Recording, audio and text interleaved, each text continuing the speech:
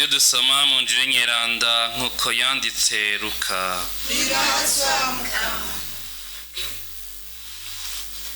Muri rya misi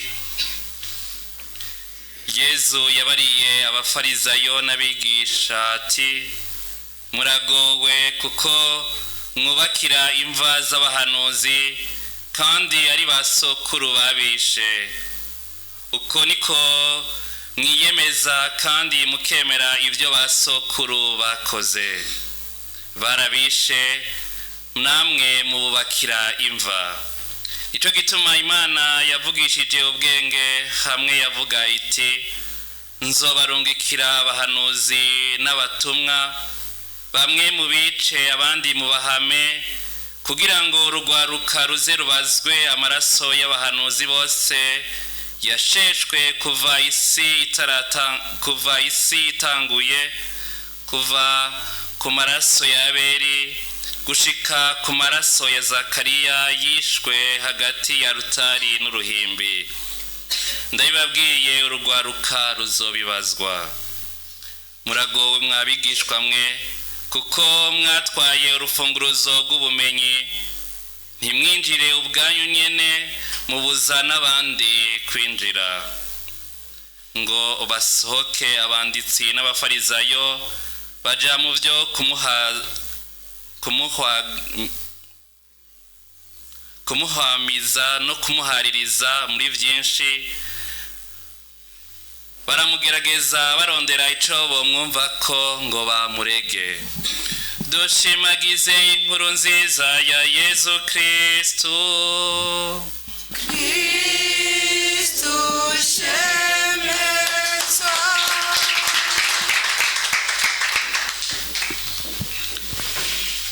Bavukanye kuri uno munsi Eklezia wacu yadutumiriye kuri Ntahazimana duciye kuri uyu mweranda Inyansi w'Antiyokiya yabaye mu maratiri agatanga ubuzima bwiwe ngo ubumwe muri Eklezia bubandanye buninahazwa kandi abantu bose babandanye bari umwe.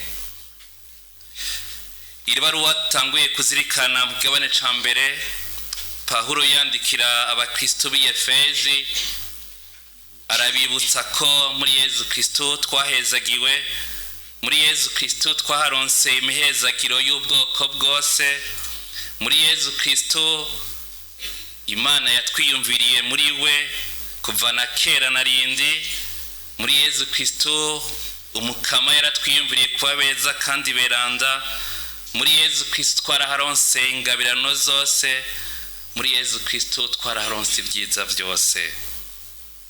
Ivyo biri mu mugambi w'Imana ku muntu kuko mwitanguro umukama yaguma twiyumvirira ko azoduhezagira, ko azotugira beranda, ko azodukingira, ko azoduheza ubumenyi bwose ngo tugume turi mu Mana.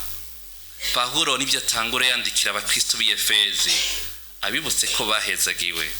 Hama maze kuyibutsa ko bahezagiwe akabereka iteka bafise mu maso y'Imana, akabereka iteka bafise muri Yezu Kristo, akabereka ico bari mu Mana. Naho rero acagerageza kubasaba ubumwe ko bo bumwe bose. Muri uko kubereka ko bo bumwe nk'umuryango w'Efezi, Pawulo arakoresha ingereranyo zitatu. Ingererano ya mbere yafashe ingereranyo y'umubiri, ingererano ya kabiri afata ingererano ya Yezu Kristo nk'umutwe natwe tukaba ingingo, ingererano ya gatatu yafashe Eklezia umuryango w'abemera. Aho si ibyo byose muri iryo baruwa Pawulo yandikira abakristo b'Efezi agerageza gukoresha ibyo bimenyetso byose ngo abibutse ko Yezu imbere yuko yemera kudupfira, imbere yuko afata umugambi wo gusura kwa se, yabanje gufukama muri ca gisabisho Yohana agerageza kutwereka cuko adusabira ubumwe twese. Bavukanye twebwe umukama yateye iteka uno munsi tukaba twaje mu ngoro y'Imana, tukaba turiko turumviriza ino kanyiranda y'imisa, turiko turasenga aho turi hose. Pawulo atwereka uno munsi ko twogira ubumwe mu buzima bwacu. gihe novuga nti cy'ukwezi kwa Bikira Mariya, aho ekleziya itwemerera kuronka indulgensiya zuzuye zikwiye. Indulgensiya nazo zikaba zidufasha novuga nti gukira udukomere dusigarana igihe twacumuye tukirega, kuko igicumuro novuga nti kiradukomeretsa, kiradukura muri ubwo bwiza bw'Imana, kikatugirira nabi ku muri horase dufitaniye n'Imana, kikatubuza ubwo bunywanyi bwuzuye. Duciye bugufi tukirega tugasaba imbabazi, umukamara turonse imbabazi zose, ariko ico gicumuro tuba twakoze hari ikintu gisiga muri twebwe. Indulgensiya rero turonka igihe nk'umuryango tugiye hamwe canke nka groupe de prière tugiye hamwe tukavuga agashapure muri kuno kwezi kwa Bikira Mariya, igihe twireze tukaja dusangira. Izo ndulgensiya turonka zuzuye ziradutuma dukira novuga nti utwo dukomere dutegwa n'ibicumuro, ayo mablessure dutegwa n'ibicumuro. Rero fatiye novuga ni kuri jambo ry'Imana ry'uno munsi, Pawulo agerageza gusabira abanyefezi kugira ubumwe. Twategerezwa natwe muri kuno kwezi nk'umuryango hajya turi nka groupe de prière turimwo, tukavugira hamwe agashapure, tukavugira hamwe rozari, kugira ngo izo nema ntiziduce mu myanya y'intoki. Ica kabiri tuzirikana kugira ubumwe no mu gisabisho. Twaje mu nkanyiranda y'imisa, twese tuduza amajwi hamwe tukayerekeza ku Mukama, tukamuninahaza ko yaje ku isi akemera akabambwa, agapfa, akazuka kugira ngo jewe nshobore gukira. Nico gituma tuza guhereza inkanyiranda y'imisa, nico gituma tuza novuga ni kuri nahazi iyo Mana dukoresha igisabisho c'inkanyiranda y'imisa, nuko dusubiramwo wa munsi wa gatanu mwiranda Yezu yapfuye hama akongera akazuka, kugira ngo jewe nari umunyabicumuro wo gupfa mbe umunyabicumuro yababariwe. Rero nk'umuryango twese twaje mu nkanyiranda y'imisa, hageze ko dufukama turafukama, hageze ko duhaguruka turahaguruka, hageze ko turirimba turaririmba, hageze ko tuvuga turavuga. Aho tuba turi mu bumwe bwuzuye. Ico gisabisho cacu rero kikaduga cose cerekeza umukama, hama inema n'imigisha bikagaruka iwacu. Tugire Kristo bikagaruka iwacu.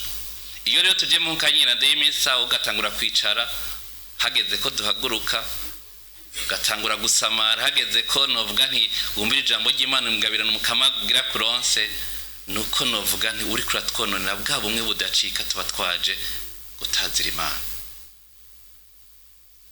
Iyo batubwiye ko dupfukama ugashaka guhagarara, iyo batubwiye ko novuga nti dukuma amasho ugashaka kugira iki, iyo batubwiye ico twishura nawe kanuma, nuko ico gisabisho uba waje guhereza.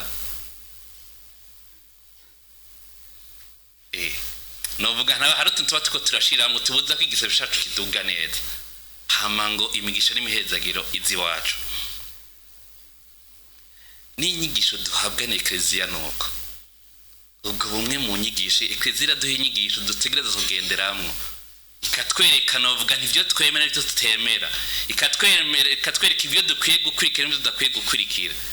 Igihe uri muri ekleziya rero ugashaka gukurikira utuntu twiwawe novuga ni turi hariya, canke kuko banaka bakubwiye ngo twobigenza kujya, ngo je nemera ivyanaka, ngo je nemera ivy'uriya, uri kuratwononera ubwo bumwe bw'ekleziya mu gihe umuntu basaba Imana no mu nyigisho duhabwa no mu mihezagiro duhabwa.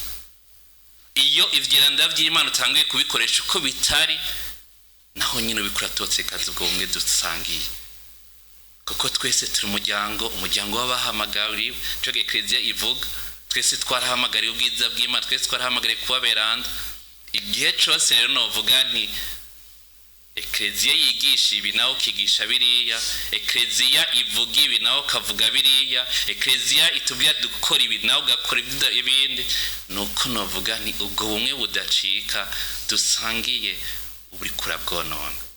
Ntibisigura ko dahezagirwa, bisigura ko umukama atatugira neza twebwe turi novuga nti muri iyo nzira eklezia tubwira ntidusigura ko tutaronka inema z'Imana mugabo twese dukwiririje umutima twese hamwe kaduza ibisabisho byacu nk'uko eklezia bitubwira igisabisho cacu kiragira akamaro gusumba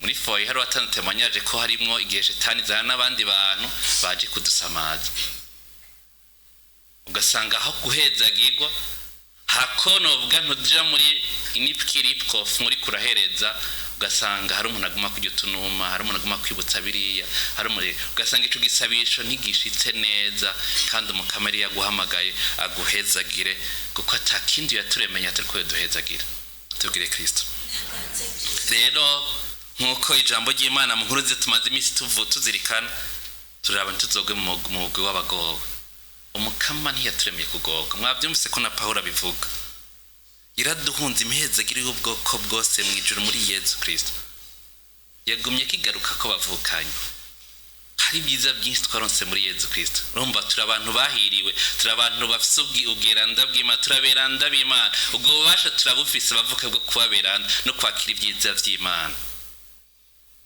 igisigaye Imana yaturemanye ubwidegemvye dushaka turakira urukiza canke dushaka tukakira uruhamo canke amagogo rero namba Yezu muri no nkora nziza ariko aravuga ati muragowe mwebwe suko ashaka ko tugogo aruko niko atwibutsa ko mubandanije mufata iyo nzira itariyo muzohava muba bagowe kandi n'abaremye kuba abahiriwe twisabire rero bavukanye muri no nkanyiranda y'imisa twisabire bavukanye muri no nkanyiranda y'imisa umuhezagiro twaronse itare nta twaronse ubwiza bw'Imana twaronse nitubwonone canke novuga ntidushire kugwira ariko tureke iyo nema y'Imana yibonekeze tureke ubwo bwiza bw'Imana butamanzure mu buzima bwacu abatubonye bose bone ko dufite Imana muri twebwe abatubonye bose bone ko dufite Imana twishimiye Imana twizigiye abatubona bose bone ko ubuzima bwacu hari ahantu bushingiye twisabire ko ubwubasha bw'intukanyiranda y'imisi ico umukama tubwiye ico umukama twibukije twinanate nko kumwiranda kumwiranda inyansi ya Antiokia yemeye gupfira Imana natwe turabona twica mu buzima bwacu ubwo butubuza kubabeza ubwo butubuza kubaberanda tubwice Vyotubera byo twinjiye mu bwami bw'Imana atakuboko dufise atagisho dufise atanikirenge dufise hako twokwinjira dufise umubiri wose twisabire rero muri no kanyiranda y'imisango bwiza bw'Imana busage mu buzima bwacu amen